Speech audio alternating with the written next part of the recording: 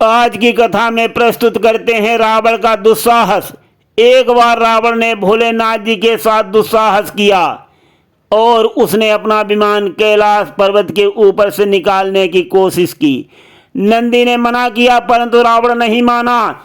और उसके बाद क्या हुआ जानिए कथा में सारा हाल। कैसे भोलेनाथ जी ने किया रावण के घमंड को चकनाचूर और रावण ने भोलेनाथ जी से मांगी माफ़ी और जन्म जन्म तक उनका दास बने रहने का मांगा वरदान। अब कथा सुनिए विस्तार पूर्वक। एक बार रावण जो है कैलाश पर्वत की ओर अपने मंत्री के साथ बैठा हुआ विमान से जा रहा था। अचानक विमान चलते चलते रुक गया। रावण विस्मय से भर गया, सोचने लगा, अरे मेरा विमान कैसे चलते चलते रुक गया। उसने मंत्री जी से पूछा, कहो मंत्री, किसकी मृत्यु निकट आई है जो मेरे विमान को रोकने की कोशिश कर रहा है? उसने मेरा नाम नहीं सुना है क्या? मंत्री बोला, महाराज आप रोष व्यर्थ प्रकट कर रहे हैं। ये हवा का दोष है। हवा के कारण ही विमान जो है आगे नहीं बढ़ पा रहा है। वायु दोष में क्या कर सकते हैं महाराज? रावण क्रोध करते हुए बोला, वायु वायु क्या उसमें इतनी शक्ति है जो हमारी इच्छा के विपरीत चल सके? मेरी इच्छा के मुताबिक ही वायु चलती है। मैं जिधर चाहता हूं वायु उधर से ही चलती है। मंत्री बोला, तो देवराज की चाल हो सकती है। इंद्र का नाम सुनते ही रावण बोला, वो कायर और निकम्मा, वो क्या मेरा रास्ता रोकेगा? मैं तो उसकी योद्धाओं में गिनती ही नहीं करता। उसकी क्या औकात जो रावण के पथ को रोक सके और रावण से टकराए? दुनिया में किसकी हिम्मत है जो रावण के रथ को रोक सके? मैं महाबलशाली हूं, न तो कोई मुझे रोक सकता है और न तो मुझे कोई टोक सकता है। ये रावण और मंत्री का आपस में संवाद हो रहा था। उसी समय महादेव के गण नंदी जी वहां आ गए और बोले, लंकेश। तो रावण ने क्रोध करके देखा और पूछा, तुम कौन हो? कौन हो? नंदी जी बोले, तुम मुझे नहीं जानते क्या? मैं शिव जी का अनुचर हूं। नंदी मेरा नाम है। रावण बोला, नंदी क्या तुमने विमान को रोका है क्या? नंदी ने कहा, नहीं महाराज, इस रार को और न बढ़ाइए, दूसरी ओर से निकल जाइए। नंदी जी की बातों को सुनकर रावण फिर क्रोध में भर गया और बोला, क्या कहा? मैं दूसरी तरफ से निकल जाऊं? दूसरी तरफ से चोर की भांति छिप कर जाऊं? नहीं नहीं, ऐसा कदापि नहीं हो सकता, कदापि नहीं। कहने लगा, मेरे रास्ते में अगर पर्वत आ गया तो उसे मैं उठा करके फेंक दूंगा। अगर समुद्र आ जाए तो मैं उसे सुखा दूंगा और अगर लोहे की दीवार आ जाए तो मैं उसको मिटा दूंगा। रावण की बातों को सुनकर नंदी जी बहुत विनीत भाव से बोले, महाराज मेरी भी तो सुनिए, मेरी सुनिए महाराज। कैलाश पर्वत पर शिवजी जी का निवास स्थान है और उसके ऊपर से जाना उनका अपमान है। नंदी जी की बातों को सुनकर रावण हंसने लगा। हा हा हा हा हा। भोलेनाथ जी का उपहास करते हुए बोला, अपमान? अपमान? कैसा अपमान? किसका अपमान? क्या शंकर अपने आप को इतना महान समझते हैं और अपने अपमान का इतना ध्यान रखते हैं? जो हमारा विमान कैलाश के ऊपर से निकल जाएगा तो उनका अपमान हो जाएगा। उन्होंने जटाएं बढ़ा रखी हैं और वही शान जमाए बैठे हैं और अपने आप को भगवान कहते हैं और मैं तो स्वयं भगवान हूं। उन्होंने मेरा दबदबा देखा नहीं है। मेरा रास्ता रोकना कोई हंसी खेल नहीं है। भोलेनाथ जी के लिए व्यंग भरी वाणी रावण की सुनकर मंत्री हाथ जोड़कर बोला, अन्नदाता आपका ध्यान कहाँ है? महादेव जी की महिमा महान है। रावण ने फिर व्यंग्य कहा, महादेव, हा हा हा हा हा हा कह करके घमंड में बहुत तेज तेज हंसने लगा और बोला, मुझे महादेव जैसों की परवाह नहीं है। मैं भयंकर काल हूँ, विकराल हूँ, विषधर काला हूँ, जलाकर भस्म कर दूंगा। वो मैं प्रचंड ज्वाला हूँ। नंदी जी भी क्रोधित होकर बोले, जाइए, अब आप जाइए, जिस ओर आपकी इच्छा है उसी ओर से जाइए।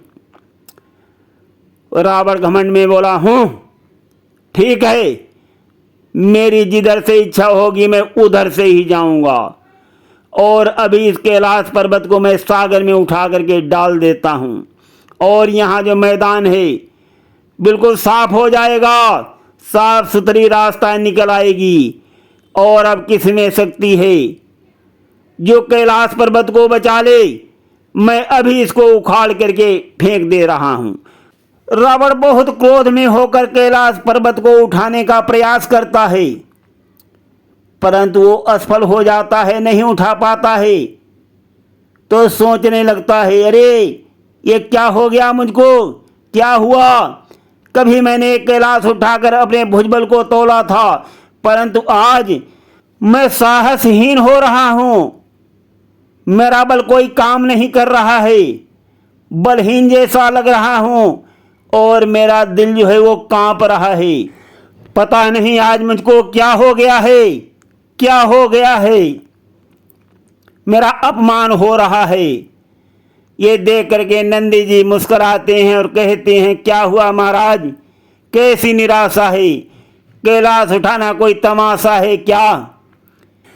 अब कहाँ गया आपका जोश, कहाँ गया आपका तेज, जो अभी तक बहुत ही सेखियां बघार रहे थे? रावण बोला, ठहरो ठहरो, एक बार फिर से बल को लगाने दो। और रावण जो है पुनः कैलाश को उठाने की कोशिश करता है। जब पुनः उठाने की कोशिश करता है तो रावण की उंगलियां जो हैं उसमें दब जाती हैं, और अब रावण जो है वो इधर से उधर हिल भी नहीं पा रहा है। पता नहीं कैसे वो फंस गया है। रावण ये सोच रहा है, अरे मंत्री जी मेरी सहायता करो, मेरा तो हाथ फंस गया है। अब नंदी जी व्यंग होकर कहते हैं, क्यों महाराज, अपने मुंह से आप बहुत भारी बलवान बन रहे थे, कहाँ गई वो शक्ति, कहाँ गया वो अभिमान?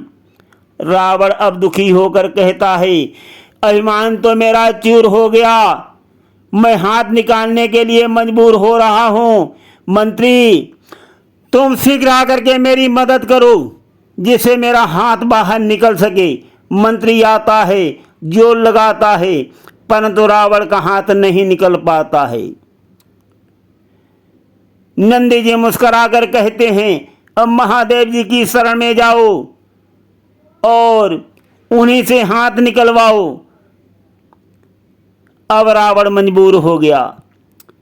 पर्वत के ऊपर देखता हुआ रावण बोला, मुझे पता चल गया है ये भोलेनाथ जी की महिमा है, और इनकी अजब लीला है वो मैंने आज देख ली है, और जो मैंने अभिमान किया था उसका मैंने फल पा लिया है। अब दया करो नाथ, हे नाथ दया करो। त्राहिमाम करके जब रावण भोलेनाथ जी की विनती करता है, और उधर पर्वत की चोटी पर भोलेनाथ जी बैठे हुए हैं, मुस्कुरा रहे हैं और कहते हैं, क्यों लंकेश, अपनी शक्ति को भली प्रकार तुमने आजमा लिया और अपने अभिमान का फल भी तुमने पा लिया। रावण फिर से विनती करता है, भोलेनाथ जी अहंकार बस में आपकी महिमा भूल गया था, मुझे ध्यान नहीं रहा, उसका फल हाथ फंसाकर मैंने पा लिया है। हे कैलाशवासी आपकी जय हो प्रभु आपकी, मुझ पर दया कीजिए। भोलेनाथ जी ने मुस्कुराते हुए अपना पैर ढीला करना शुरू किया। रावण का हाथ जो है वो निकल आया। जब रावण का हाथ निकल आया तो रावण हाथ जोड़कर विनती करने लगा और बोला कि हे प्रभु, आपने मेरे ऊपर बहुत उपकार किया है, बहुत उपकार है आपका, और आज से सदा मैं आपका दास रहूंगा। इस प्रकार से रावण भोलेनाथ जी की विनती करता है। भोलेनाथ जी बहुत प्रसन्न हो जाते हैं और जब भोलेनाथ जी प्रसन्न हो जाते हैं तब राक्षस हो, असुर हो, सज्जन हो, कोई भी जो मांगता है उसका कल्याण अवश्य कर देते हैं। भोलेनाथ जी आगे पीछे नहीं देखते, किसने मेरा बुरा किया था, किसने मेरा अच्छा किया था, उनको कोई परवाह नहीं है। वो खुश हो गए और बोले, रावण मैं तेरी दीनता पर बहुत ही प्रसन्न हूँ। और तलवार देते हुए कहा कि ये ले, मैं तुझे चंद्रहास नामक तलवार देता हूँ, तू नित्य इसकी पूजा करेगा तो ये तेरी रक्षा करती रहेगी, परंतु जिस दिन तू इसकी पूजा करना भूल जाएगा उसी पल ये मेरे पास चली आएगी और वो तेरी अंतिम घड़ी समझी जाएगी। समझे रावण? इस प्रकार से भोलेनाथ जी ने रावण को समझाया बुझाया। रावण बहुत खुश हो गया और बोला, मैं समझ गया नाथ, समझ गया प्रभु, मैं भली प्रकार समझ गया हूँ। और तलवार हाथ में लेकर के मस्तक पर लगा करके शिव जी के चरणों में सिर झुकाकर बोला, प्रभु मुझे अब जाने की आज्ञा दीजिए। शिव जी ने हाथ उठाकर कहा, कल्याण हो रावण। और रावण फिर विमान में बैठ करके लंका लौट आया। साथियों, रावण का दुस्साहस भोलेनाथ जी के साथ का प्रसंग संपूर्ण हुआ, जिसमें भोलेनाथ जी के द्वारा रावण का अभिमान जो है वो चूर चूर कर दिया गया और रावण अपना अभिमान चूर चूर करा करके लंका नगरी भोलेनाथ जी को शीश झुका करके लौट आया। और अब हम प्रसंग को यहीं पर विश्राम देते हैं। धन्यवाद।